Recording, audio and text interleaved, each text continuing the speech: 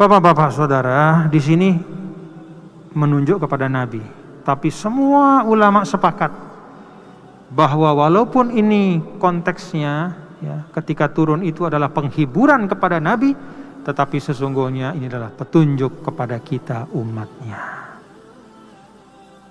Jadi kita kan hidup sekarang ini di dunia yang banyak ya.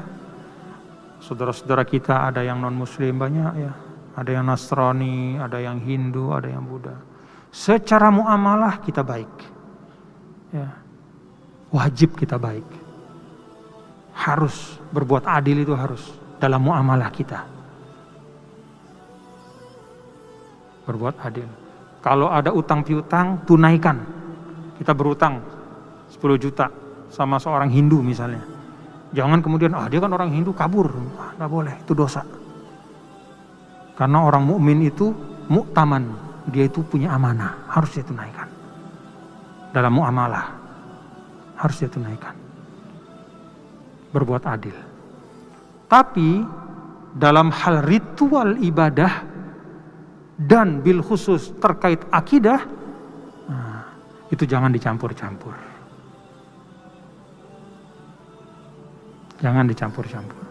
Karena itu kalau saudara-saudara kita umat Nasrani sedang misa di gereja, kita nggak boleh masuk ikut-ikutan misa, nggak boleh. Ya, ini termasuk ittaba ta'ahwa'ahum itu di situ. Karena kita mencampur ritual. Sama juga kita sholat Jumat di sini tidak perlu dan tidak boleh. Ya. Ada misalnya seorang yang non-muslim kemudian masuk ya, ikut campur apa, tidak perlu seperti itu. Dalam ritual ibadah jangan, lebih-lebih dalam akidah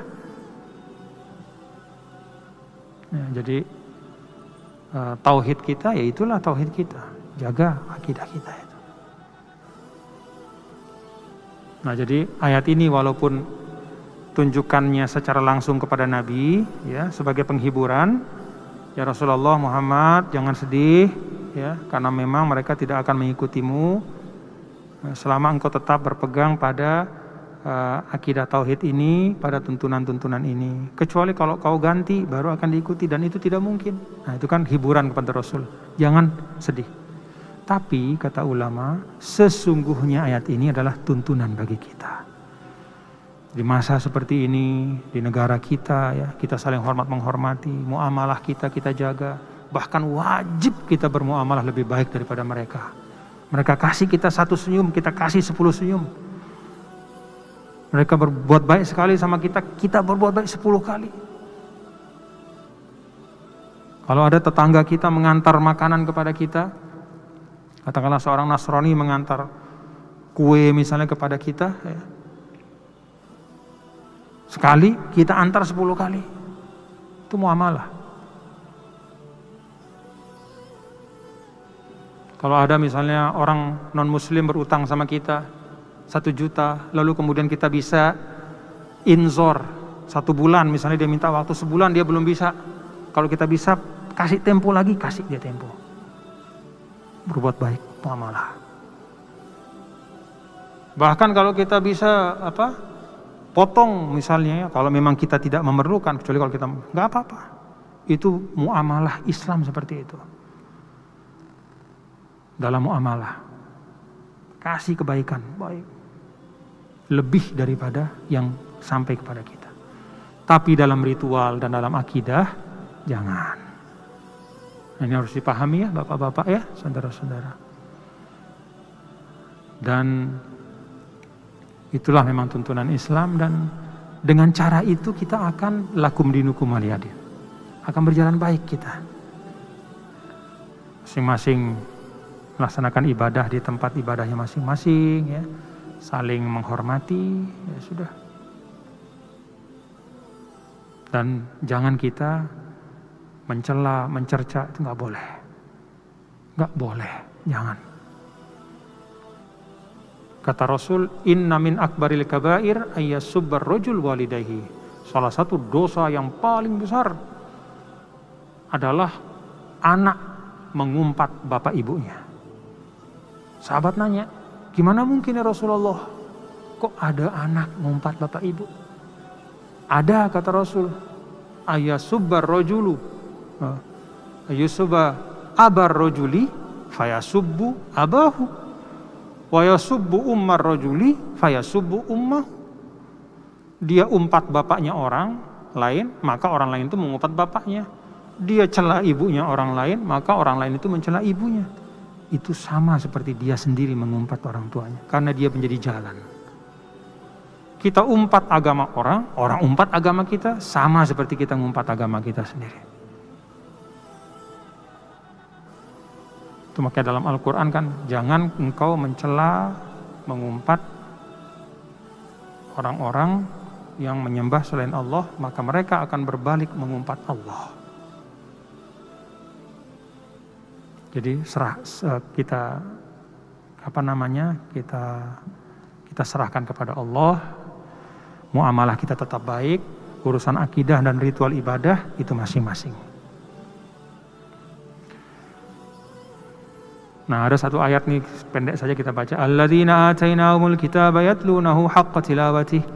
Nah, ini ada pengecualian.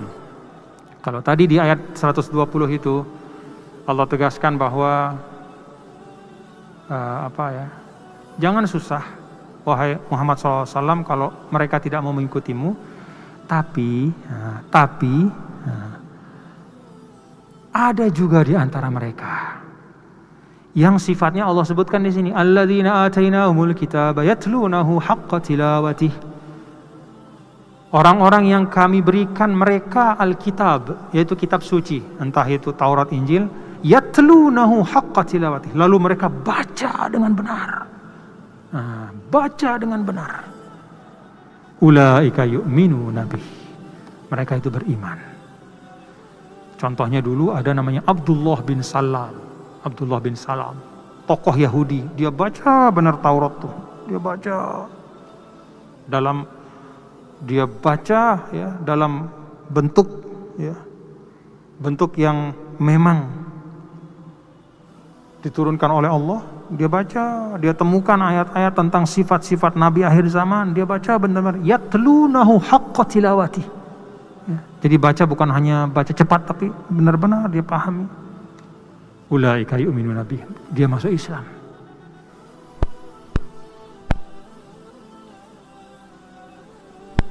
Nah, kata para ulama, ini ayat walaupun berkaitan dengan kitab suci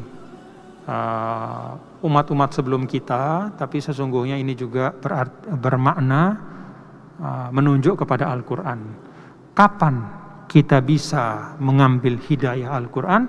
Yatlunahu haqqa tilawati. Kalau kita sudah membaca Al-Quran itu dengan sebenar-benar membaca.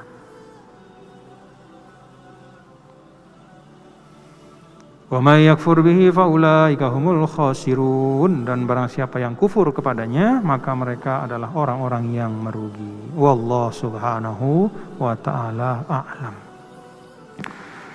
Bapak-bapak dan saudara-saudara sekalian, itu yang dapat kita ambil ya, sekelumit ya, sebagai pengantar dari kajian yang insya Allah bapak-bapak saudara bisa lanjutkan kajian di masing-masing rumah ya, di rumah masing-masing gitu, dalam kesempatan-kesempatan yang ada.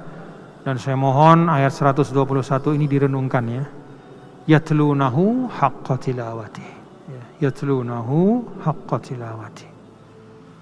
Wahai umat Islam, untuk kita semua yang diturunkan kepada kita Al-Quran, mari kita baca Al-Quran ini dengan haqqa tilawati, dengan cara yang sebaik-baiknya, dengan tadabburnya, dengan kesungguhannya, dengan lahir batin kita ya. Allah Subhanahu wa ta'ala alam.